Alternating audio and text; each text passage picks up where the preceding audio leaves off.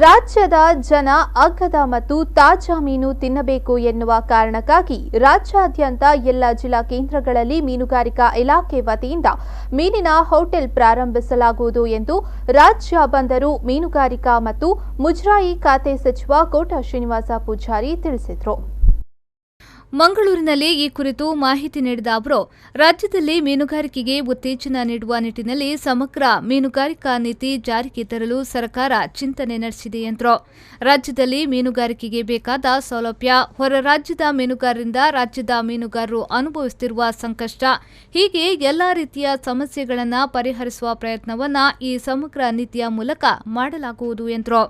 ದೋಣಿಗಳ ತಂಗುದಾಣ, ಜಟ್ಟಿಗಳ ನಿರ್ಮಾಣ, ಯಾಂತ್ರಿಕ ದೋಣಿಗಳಿಗೆ ಬೇಕಾದಂಥ ಅವಶ್ಯಕತೆಗಳು, ಮೂಲಭೂತ ಸೌಕರ್ಯಗಳು, ಮೀನುಗಾರರ ಬದುಕಿನ ಭದ್ರತೆ, ನಮ್ಮ ಮೀನುಗಾರರ ಮೇಲೆ ಬೇರೆ ರಾಜ್ಯದವರು ಕೊಡುವಂಥ ಕಿರುಕುಳ, ಮುಂದಿನ ದಿನಗಳಲ್ಲಿ ಮೀನುಗಾರಿಕೆಯ ವ್ಯವಸ್ಥೆಗಳು ಹೇಗಿರಬೇಕು ಅನ್ನೋದೆಲ್ಲವನ್ನು ಗಮನದಲ್ಲಿಟ್ಟುಕೊಂಡು ಕರ್ನಾಟಕ ರಾಜ್ಯದ ಸಮಗ್ರ ಮೀನುಗಾರಿಕಾ ನೀತಿಯೊಂದನ್ನು ತರಲಿಕ್ಕೆ ಸರ್ಕಾರ ಪೂರ್ಣ ಸಿದ್ಧತೆಯನ್ನು ಮಾಡಿಕೊಂಡಿದೆ. ಅದರ ಕರಡುಗಳು ಕೂಡ ಇವತ್ತು ರೆಡಿಯಾಗಿದೆ. ಮೀನುಗಾರಿಕಾ ಇಲಾಖೆ ಈಗಾಗಲೇ ರಾಜ್ಯದಾದ್ಯಂತ ತಾಜಾ ಮೀನು ಮಾರಾಟ ಕೇಂದ್ರವನ್ನು ತೆರೆದಿದ್ದು, ಈ ವರ್ಷ ರಾಜ್ಯದ ಜನ ತಾಜಾ ಮೀನನ್ನು ಕಡಿಮೆ ರೇಟ್ನಲ್ಲಿ ತಿನ್ನಬೇಕು ಎನ್ನುವ ದೃಷ್ಟಿಯಿಂದ ಮೀನಿನ ಹೋಟೆಲ್ ಪ್ರಾರಂಭಿಸಲಾಗುವುದು ಎಂದರು. ಪ್ರಮುಖವಾಗಿ ರಾಜ್ಯದ ಎಲ್ಲ ಜಿಲ್ಲಾ ಕೇಂದ್ರಗಳಲ್ಲಿ ಮೀನಿನ ಹೋಟೆಲ್ ಪ್ರಾರಂಭಿಸಲಾಗುವುದು ಎಂದ ಅವರು, ಬೇಡಿಕೆ ಇದ್ದ ತಾಲೂಕು ಕೇಂದ್ರಗಳಲ್ಲೂ ಮೀನಿನ ಹೋಟೆಲ್ ಪ್ರಾರಂಭಿಸಲಾಗುವುದೆಂದು ಅವರು ಇದೇ ಸಂದರ್ಭದಲ್ಲಿ ಹೇಳಿದರು. ಮುಖ್ಯವಾಗಿ ಜಿಲ್ಲಾ ಕೇಂದ್ರಗಳಲ್ಲಿ, ಅಗತ್ಯದ ತಾಲೂಕು ಕೇಂದ್ರಗಳಲ್ಲಿ ಮತ್ಸ್ಯದರ್ಶಿನಿ ಅನ್ನುವಂಥ ಒಂದು ಮೀನು ಹೋಟೆಲ್ ಅನ್ನು ನಾವು ಮಾರಾಟ ಮಾಡ್ತೇವೆ.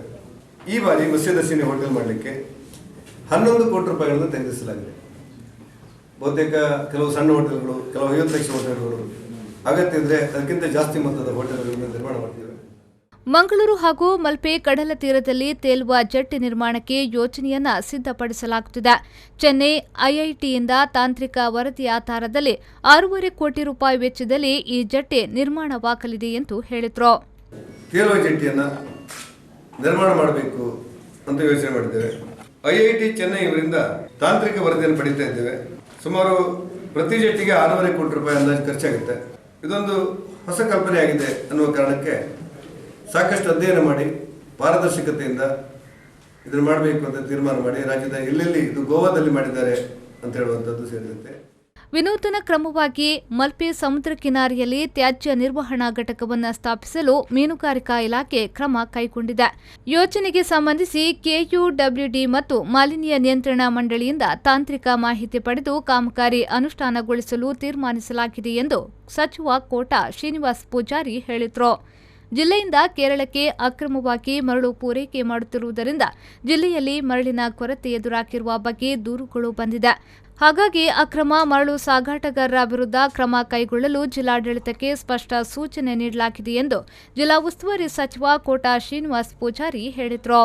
ಯಾರ್ಯಾರು ಇಂಥ ಅಕ್ರಮ ವ್ಯವಹಾರದಲ್ಲಿ ಭಾಗವಹಿಸ್ತಾರೆ ಅಂತವರಿಗೆ ಸ್ಪಷ್ಟ ಸೂಚನೆಯನ್ನು ಕೊಡ್ತೀನಿ. ಮುಂದೆ ಇಂಥದ್ದು ಮಾಡಿದರೆ, ಯಾಕೆಂದ್ರೆ ಅಲ್ಲಿರೋ ಕೂಲಿಯವರು ಇವರಿಗೆ ತೊಂದರೆ ಆಗ್ತದೆ ಮಾಡಿದರೆ ಸರ್ಕಾರ ಜಿಲ್ಲಾಡಳಿತ ಕಟ್ಟುನಿಟ್ಟಿನ ಕ್ರಮ ಕೈಗೊಳ್ಳುತ್ತೆ ಅನ್ನುವಂಥ ಸೂಚನೆಯನ್ನು ನಾನು ತಮ್ಮ ಕೊಡ್ತಾ ಇದ್ದೇನೆ. ನಾಗೇಶ್ ಕಾಬೂರು, ವಿ4 ನ್ಯೂಸ್ 24/7 ಮಂಗಳೂರು.